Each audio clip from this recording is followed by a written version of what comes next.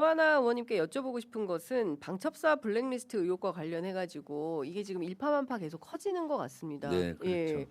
이 문제 좀 여쭤봐야 될 것 같은데요.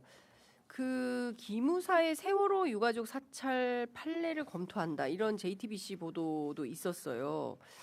이거는 의원님 어떻게 지금 판단 파악을 하고 계십니까? 네, 지난번에 제가 음, 일주일 전에 기자회견 할 때 네, 지금 내란 특검과 그다음에 직위원 재판부에서 나중에 뭐 음, 이것이 체계적으로 철저히 준비해서 한 게 아니라 우발적으로 했다 뭐 하면서 그렇죠. 엉터리 예, 같은 뭐, 직위원 재판부의 판결을 보면서 제가 엄청 분노해서 네, 여러 가지 자료를 가지고 보니까 1년 동안 치밀하게 준비한 걸 음, 발표를 했었잖아요. 네, 민간 사찰에 대해서도 또 예, 제가 기자회견을 해서 예, 지난번에 보니까 2024년 11월 6일 날 중앙선관위 위원들에 대한 정치적인 성향 분석을 음, 했었고 방첩사에서 네, 11월 6일 날 여론조사 기간 현황과 음, 성향 분석도 하고 예, 또 최강욱 리스트도 만들고 또 그러니까요. 김병주 리스트도 김병주, 만들었고 맞아요. 화이트 막하는 그 저에 대한 리스트를 만든다는 건 저의 사찰인 거죠. 사찰이죠 예, 국회의원에. 예, 그래서 이런 사찰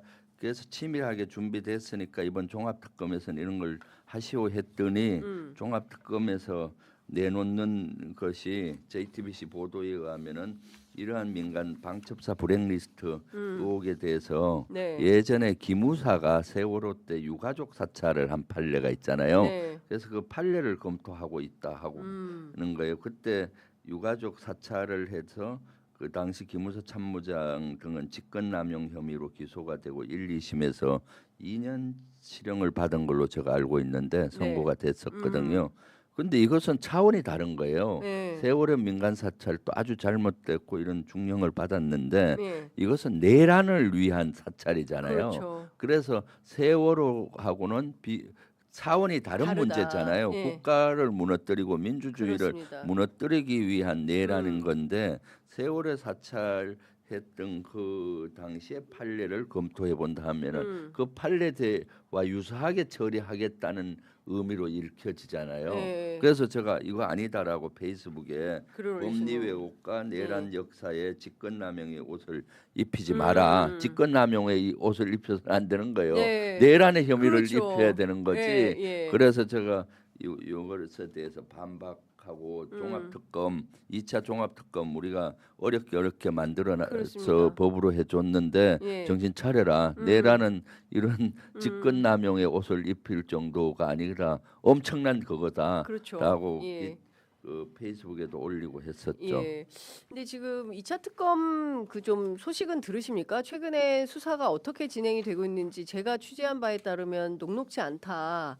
그렇죠. 그리고 협조가 잘 안 되는 것 같다라는 거죠. 일테면은 그 내란 특검 팀으로부터도 1차 내란 특검 네. 팀으로 조은석 특검 팀으로부터도 특별하게 잘 도움을 못 받고 있는 형편이다라는 거고 또 지금 있는 검찰에서도 뭐 파견 인력들이 적극적으로 수사 의지를 보이는 것도 아닌 것 같고 그러니까 있는 자료를 가지고 좀 꼼꼼히 들여다봐야 되는 이런 상황으로 전해지고 있는데요. 의원님께서는 좀 어떻게 파악하고 계십니까? 지금 2차 종합특검이 사실은 일단 국민적으로 관심이 없고요. 네. 국민적으로 관심이 있어야 힘을 받을 텐데 그렇죠. 저희도 지금 적극적으로 보도를 그러니까요. 하겠습니다. 예. 관심들이 적고 예. 그런 가운데서 초기 구성을 하는데 국민적인 관심이 좀 적으니까 힘을 못 받는 것 같아요. 음. 그래서 제가 정청래 당 지도부에 강하게 요구를 해서 네. 2차 종합특검 대응 특별위원회를 만들어야 된다라고 음. 건의를 했고 이제 내일 출범을 합니다. 그래서 2차 특검 당에서도 대응 특위. 예, 예. 당에서 이 할 수 있는 여건을 만들어 줘야 맞아요. 되잖아요. 예. 그래서 2차 종합특검 대응특위 전체 위원장 강덕구 의원이 예. 하기로 했고 예. 거기에는 보면은 3개 특검을 음. 종합하는 그쵸. 거잖아요. 예. 그래서 내란 진상 규명 TF에서는 제가 위원장을 맡았어요. 제가 내란 진상. 제가 위원장 하겠다고 예. 자청을 했고 왜냐하면 네. 경기도지사까지 내려놓은 이유는 그러니까 내란 척결의 선봉장에 다시 서서 예. 완전히 이거 해야 종식하겠다. 되겠다는 예. 걸로 내려놓기까지 했잖아요. 맞습니다. 그래서 예. 선봉에 서서 지금 싸우고 있습니다. 음. 그래서 지금 위원장 임명을 받았고 네. 내일 이제 이게 출범이 돼요. 네. 그러면 이제 우리가 빨리 2차 종합특검 저런 데도 면담 신청을 해서 네. 지금 뭐가 문제인지 음흠. 당 차원에서 도와줘야 될 게 뭔지 그렇죠. 예. 여건은 마련해 줘야 될 거 아니에요. 예. 그리고 또 여론을 또 만들어 줘야 되지 그렇습니다. 않습니까? 예. 국민적으로 예. 종합특검에 관심을 갖도록. 예. 그래서 제가 지금까지 한 두세 번 계속 기자회견도 하고 하는 거예요. 지금 이것은 조직적으로 됐다 해서 방첩사에서 자료를 받고 또 여러 가지 제보를 받고 해서 계속 하고 있거든요. 네. 그래서 장윤선 취재 편의점에서 이거 다루어줘서 너무 고맙고요. 2차 종합특검 진짜 예. 많이 다루어줘야 돼요. 그리고 그렇습니다. 내란 전담 재판부가 만들어졌잖아요. 네. 국민적 열망으로 내란 전담 재판부 2심에서 하도록 돼 있는데 네. 내란 전담 재판부에 대해서도 관심이 필요해요. 맞습니다. 안 그러면 또 직위원 그러니까요. 재판부처럼 산으로 갈 수 있을 거 그렇습니다. 아니에요. 예. 그렇기 때문에 내란 전담 재판부와 예. 2차 종합 특검을 두는 부릅뜨고 우리가 관심도 가르치고 감시도 하고 지켜보고 예. 또 여건도 만들어 줘야 된다. 예. 여기에 제가 예. 당에 우리 그 내란 진상규명 TF 위원장으로서 예. 제일 선봉에 서고 있습니다. 그러니까 많은 국민들이 이제 관심 있게 들여다보는 것은 이제 노상원 수첩 관련된 거 아니겠습니까? 근데 지규현 판사 같은 경우에는 뭐 보관 장소를 비롯해서 뭐 글씨가 너무 지렁이 글씨고 조악한 수준이기 때문에 이것은 증거로 채택하기가 어렵다라고 해서 증거 불채택을 했는데 실상은 그렇지 않다. 특히 이제 군 수사 전문가들이 이거는 그 정보 사령관 출신으로 고도의 작전이 숨겨져 있는 그런 수첩으로 보는 게 맞다. 그래서 이 부분에 대한 철두철미한 조사가 필요하다라는 건데 과연 그에 대해서 2차 종합특검에서 제대로 된 수사가 이루어질지도 좀 궁금합니다. 뭐 종합특검 특검에서도 이런 분야를 하겠다고 했으니까 예. 우리가 하도록 계속 요구도 하고 예. 해야 되겠죠. 지금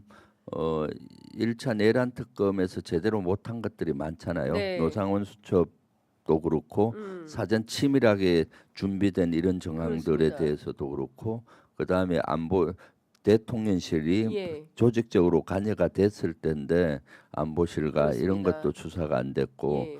그 대법원 조희대 대법원도 내란에 마찬가지로. 관여됐는데 제대로 수사가 안 돼 있고 예. 국민의힘도 사실 그렇죠. 개입이 많이 됐잖아요. 네. 국민의힘 수사도 안 돼 있고 박성재 그래서 법무부 장관은 포함한 검찰도 그럼요. 그렇고요. 네, 예. 그래서 이런 것들을 좀 더 미진한 분야를 확실히 해야 되겠다. 네. 그래서 조금 더 관심을 우리의 맨눈으로 지켜보고 네. 관심도 가지고 못하면 또 질책도 하고 그렇습니다. 이렇게 했을 때 2차 종합특검이 성공적으로 임무 수행할 거라고 예. 보고요.